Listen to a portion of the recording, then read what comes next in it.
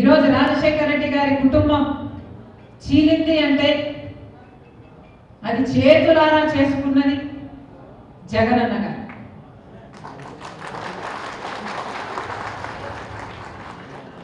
దీనికి సాక్ష్యం దేవుడు, దీనికి సాక్ష్యం నా తల్లి విజయమ్మ రాజశేఖర రెడ్డి గారి భార్య,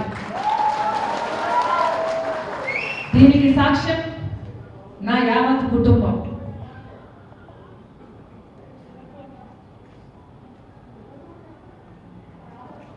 జగన్మోహన్ రెడ్డి గారి పార్టీ ఇబ్బందుల్లో ఉంటే 18 మంది ఎమ్మెల్యేలు ఆ రోజు రాజీనామాలు చేసి జగనన్న వైపు నిలబడితే వాళ్ళను మంత్రులను చేస్తానన్నాడు జగనన్న. ఈరోజు వాళ్ళల్లో ఎంతమంది మంత్రులుగా ఉన్నారు?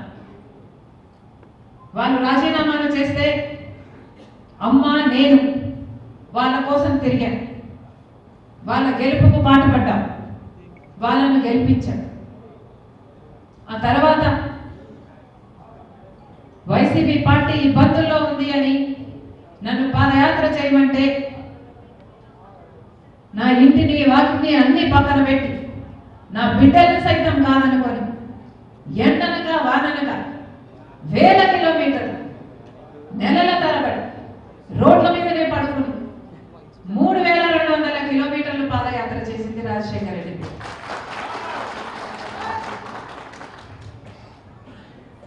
ఆ తర్వాత సమైక్య ఆంధ్ర కోసం యాత్ర చేయమని అడిగితే మన ప్రజల బాగు కోసం కదా అని ఆ యాత్ర కూడా చేశారు. తెలంగాణలో ఓదార్పు యాత్ర రాజశేఖర రెడ్డి గారు చనిపోయిన కుటుంబాలను పరామర్శించడం అది కూడా చేశారు.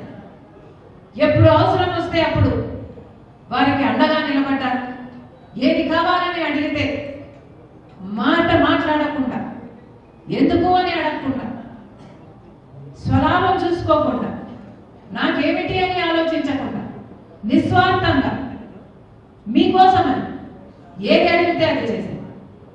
ఆఖరికి మొన్న ఎన్నికలు బాయ్ బాయ్ బాబు అనే క్యాంపెయిన్, అసలు ఇది దేశంలోనే మోస్ట్ సక్సెస్ఫుల్ క్యాంపెయిన్. ఆ ఎలక్షన్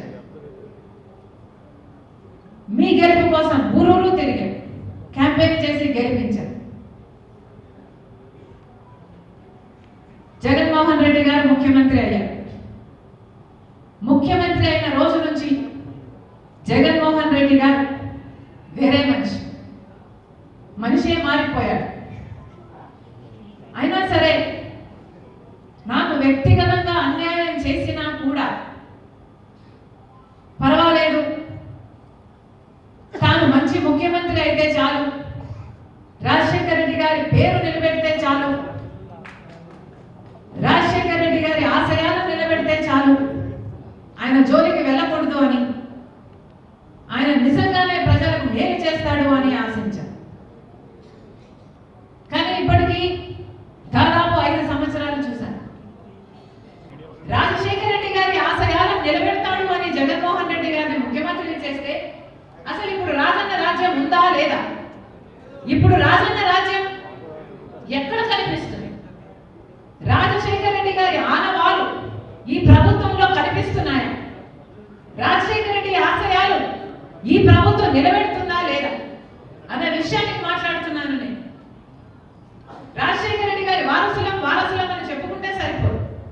రాజశేఖర రెడ్డి గారి పనితీరు కూడా మీ పనితీరులో కనిపిస్తే అప్పుడు మీరు రాజశేఖర రెడ్డి గారి వారసులు అవుతారు. రాజశేఖర రెడ్డి గారు రైతుని రెత్తిన పెట్టుకున్నాడు, రైతే రాజు అన్నాడు. నేను రైతు పక్షపాతిని గర్వంగా చెప్పుకున్నాడు రాజశేఖర రెడ్డి గారు. రాజశేఖర రెడ్డి గారు ఉన్నప్పుడు వ్యవసాయం ఒక పండుగ.